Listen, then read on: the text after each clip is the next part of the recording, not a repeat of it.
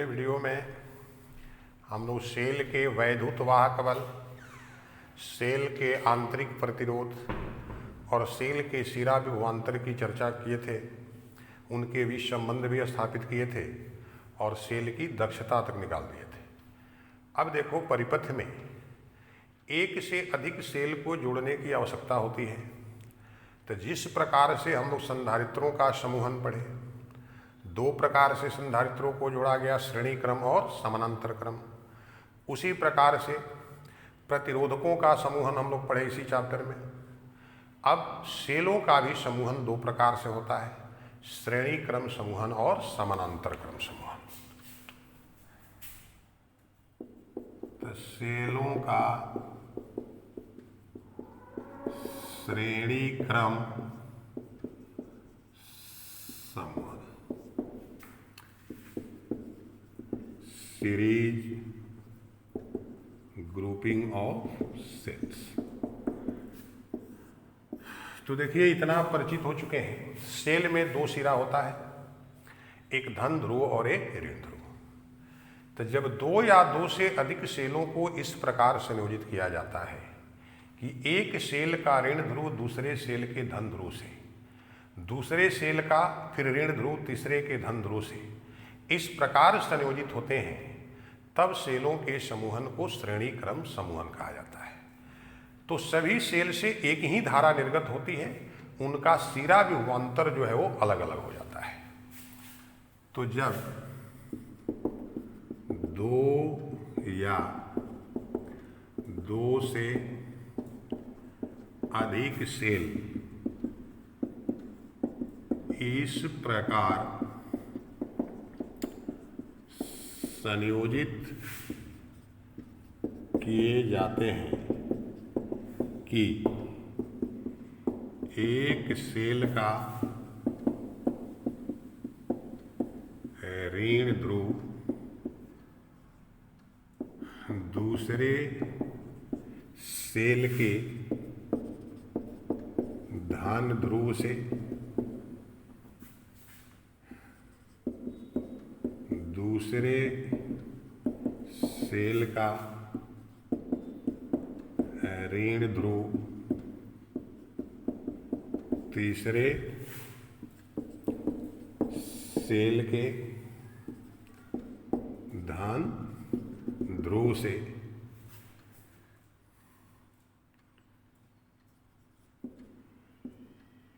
जुड़े होते हैं, तब इस समूहन को श्रेणी क्रम समूहन कहा जाता है। जब दो या दो से अधिक सेल इस प्रकार संयोजित किए जाते हैं कि एक सेल का ऋण ध्रुव दूसरे सेल के धन ध्रुव से, दूसरे सेल का ऋण ध्रुव तीसरे सेल के धन ध्रुव से जुड़े होते हैं, तब इस समूहन को श्रेणी क्रम समूहन कहा जाता है। अब अगर दो या दो से अधिक सेल श्रेणी क्रम में संयोजित हैं, तो उन सेलों के स्थान पर किसी एक सेल को जोड़ा जाए जो उन सेलों के समतुल्य हो। मतलब उस एक सेल का वैद्युत वाहक बल और आंतरिक प्रतिरोध उन एक से अधिक सेलों के वैद्युत वाहक बल और आंतरिक प्रतिरोध के समतुल्य हो। इसी का सूत्र हम लोग निकालेंगे।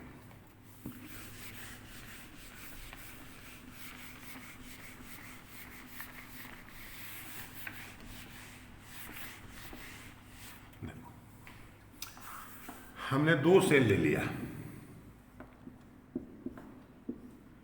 इसका वैद्युत वाहक बल E1 है और इसका E2 है, इसका आंतरिक प्रतिरोध और इसका आंतरिक प्रतिरोध R2 है। यह मान लो A और B के बीच है, यह B और C के बीच है। तो इस सेल का ऋण ध्रुव इसके धन ध्रुव से संयोजित है। तो ये दोनों किस क्रम में कहे जाएंगे? श्रेणी क्रम में कहे जाएंगे।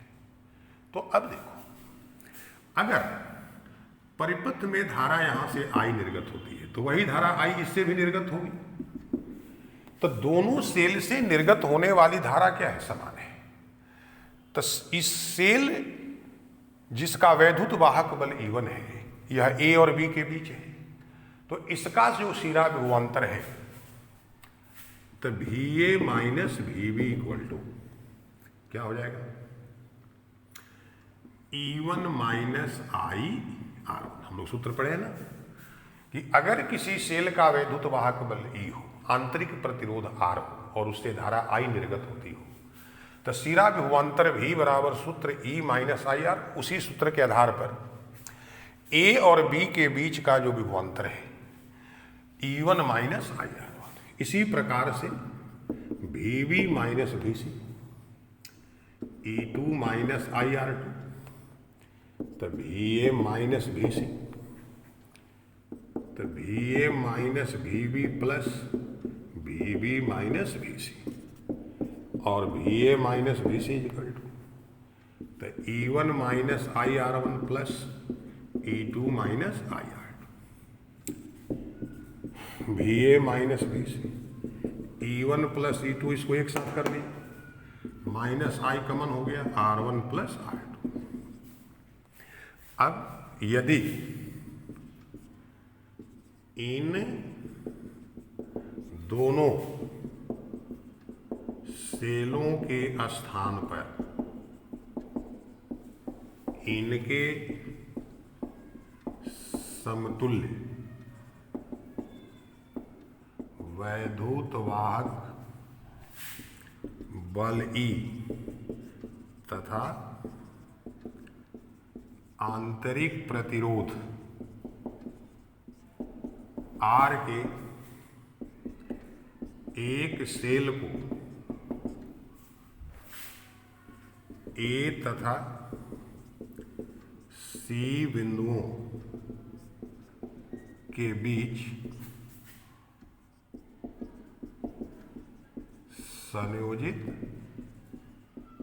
कर दिया जाए, तब इन दोनों को हटाकर इनके समतुल्य वैद्युत वाहक बल E तथा आंतरिक प्रतिरोध R के एक सेल को अगर A और C के बीच जोड़ दिया जाए तब क्या होगा, तो उस स्थिति में VA minus VC equal to, धारा वही I प्राप्त होनी चाहिए, E माइनस आई आर। समीकरण 2। अब देखो ये भी VA माइनस VC है, ये भी VA माइनस VC है। E1 प्लस E2 के स्थान पर क्या है E, और R1 प्लस R2 के स्थान पर क्या है R। तब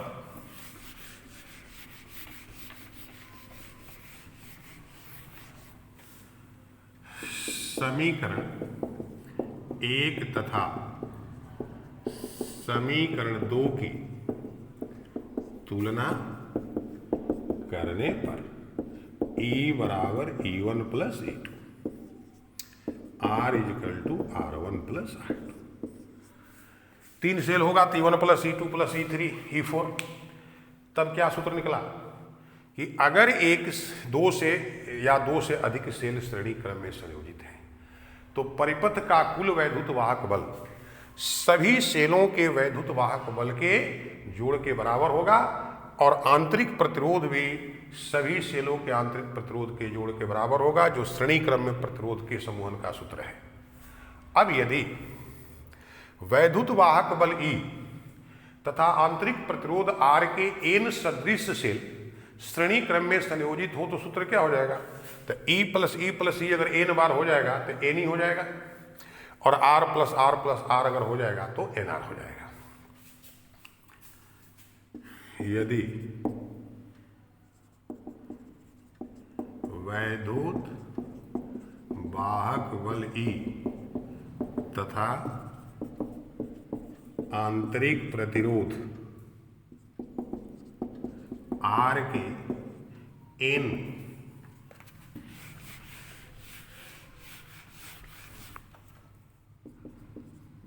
सदृश सेल श्रेणी क्रम में संयोजित हों तब समतुल्य वैद्युत वाहक बल बराबर n, और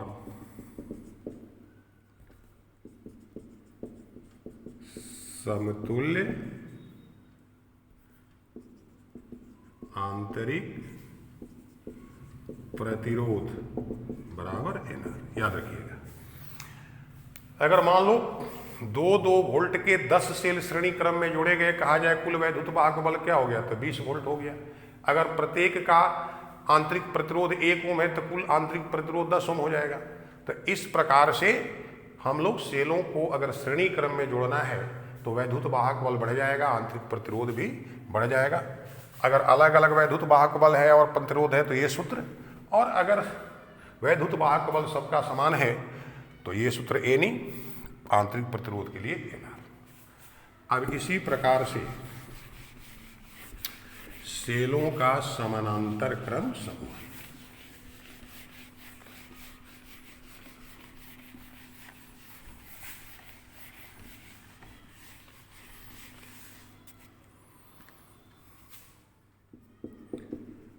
सेलों का समानांतर क्रम समूहन, पैरेलल ग्रुपिंग ऑफ सेल्स।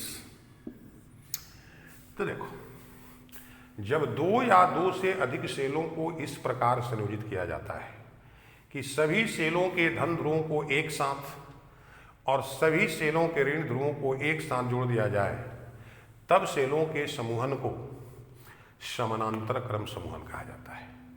समानांतर क्रम समूहन में सभी सेलों का सिरा विभवांतर समान होता है, लेकिन सभी सेलों से धारा अलग अलग प्राप्त होगी। तब जब 2 या 2 से अधिक सेलों को इस प्रकार संयोजित किया जाता है कि सभी सेलों के धन ध्रुव एक साथ जुड़े रहते हैं और सभी सेलों के ऋण ध्रुव एक साथ जुड़े रहते हैं, तब समूहन को समानांतर क्रम समूहन कहा जाता है। जब 2 या 2 से अधिक सेलों को इस प्रकार संयोजित किया जाता है कि सभी सेलों के धन ध्रुव एक साथ जुड़े रहते हैं और उनके ऋण ध्रुव एक साथ जुड़े रहते हैं, तब इस समूहन को समानांतर क्रम समूहन कहा जाता है। इस समूहन में सभी सेलों का जो सिरा विभवांतर है वो क्या होगा, समान होगा। धारा इनसे अलग अलग प्राप्त होगी।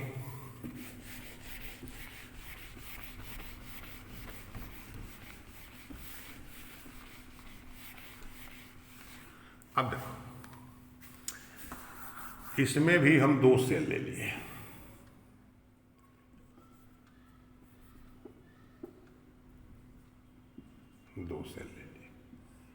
दोनों का ध्रुव ध्रुव मान लो पॉइंट A पर जुट गया और दोनों का ऋण ध्रुव, इसका वैद्युत वाहक बल E1, इसका E2, इसका आंतरिक प्रतिरोध R1, इसका R2।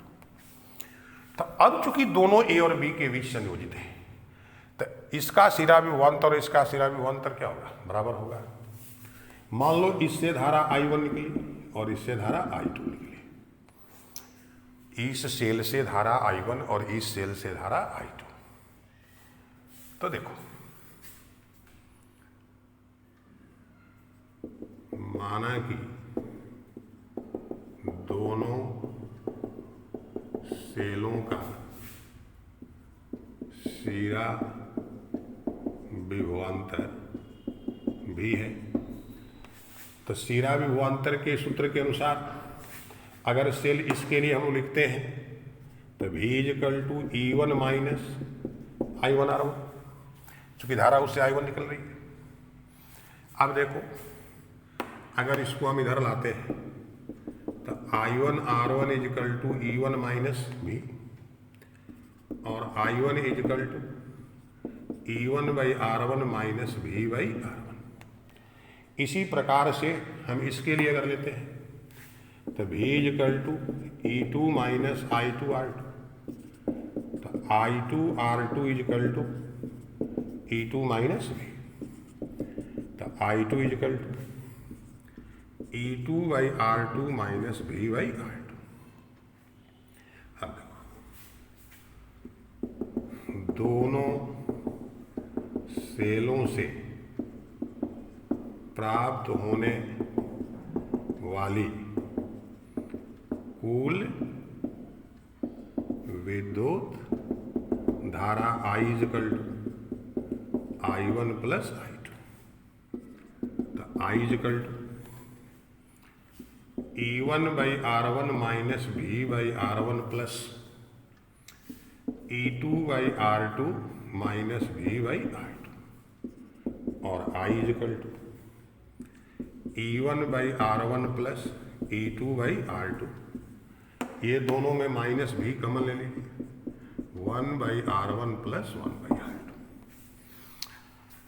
इसको इधर लाइए, तभी देखो 1 by R1 plus 1 by R2, LCM R1 into R2, यहाँ पर R1 plus R2, R2 plus R1 लिखिए, चाहे R1 प्लस, कोई दिक्कत नहीं। यहाँ पर देखिए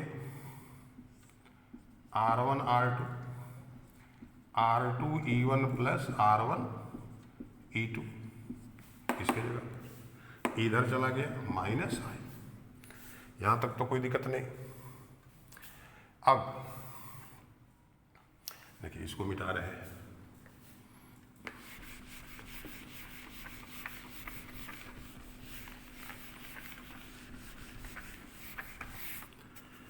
अब ये जो आपका पोर्शन है इसको उधर ले चलते हैं, तो V इज इक्वल टू, उधर जाएगा उलट जाएगा, R1 R2 बटा R1 plus R2 into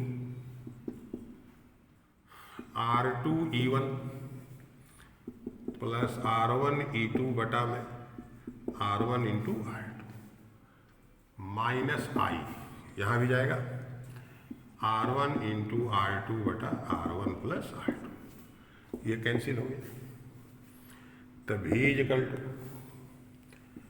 R2 E1 plus R1 E2 बटा R1 plus R2 minus I R1 plus R2।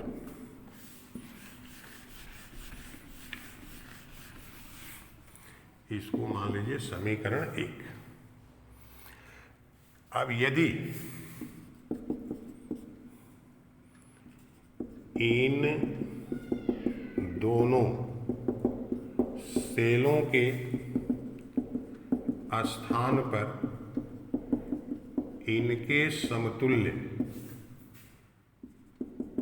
वैद्युत वाहक बल E तथा आंतरिक प्रतिरोध R के एक सेल को A तथा B बिंदुओं के बीच संयोजित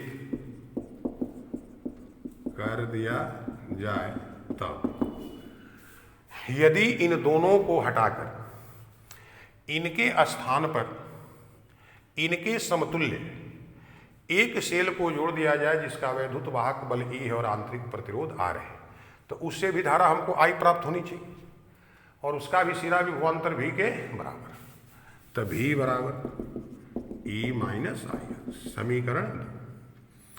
अब समीकरण 1 तथा समीकरण 2 की तुलना करने पर तो E बराबर क्या हो जाएगा, R2E1 प्लस R1E2 बटा R1 प्लस R2 और R इक्वल टू बटा R1 प्लस R2।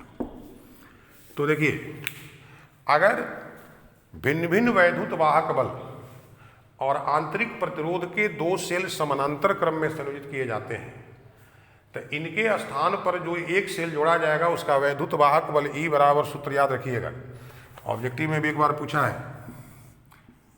तो E बराबर सूत्र हो गया R2E1 प्लस R1E2 बटा R1 प्लस R2 और आंतरिक प्रतिरोध R बराबर R1 इंटू R2 बटा R1 प्लस R2। दो प्रतिरोध जब समानांतर क्रम में जोड़े जाते हैं तो यही समतुल्य प्रतिरोध का सूत्र होता है। अब यदि समानांतर क्रम में ये दोनों सेल जुड़े हैं और दोनों का वैद्युत वाहक बल E है और आंतरिक प्रतिरोध भी R है, तब क्या होगा। तो देखो, अगर यहाँ भी RE और यहाँ भी RE तो 2RE या बटा 2R, 2R कट जाएगा, E बच जाएगा। यहाँ भी अगर हम लोग R इंटू R रखते हैं तो R square 2R, R by क्या हो जाएगा 2। तो अगर एक ही वैद्युत वाहक बल और एक ही आंतरिक प्रतिरोध के सेल को अगर आप समानांतर क्रम में जोड़ते हैं तो वैद्युत वाहक बल में कोई परिवर्तन नहीं होगा। समूहन का वैद्युत वाहक बल उस प्रत्येक सेल के वैद्युत वाहक बल के क्या हो जाएगा, बराबर। तो इस प्रकार से सेलों का श्रेणी क्रम और समानांतर क्रम समूहन हम लोग जान लिए। ऐसे परिपथ में अगर एक से अधिक सेल हो तो सवाल में श्रेणी समानांतर से अगर बात नहीं समझ में आती है तो उसका भी तरीका है जिसको हम सवाल में आपको समझाएंगे। अब इसके बाद अब इस चैप्टर का जो मेन हम लोग का टॉपिक है विद्युतीय परिपथ संबंधी किरचॉफ के दो नियम, उसकी चर्चा होगी। फिर उसका उपयोग करके व्हीटस्टोन सेतु परिपथ की चर्चा होगी। तो नेक्स्ट वीडियो में हम उसकी चर्चा करेंगे। Thank you.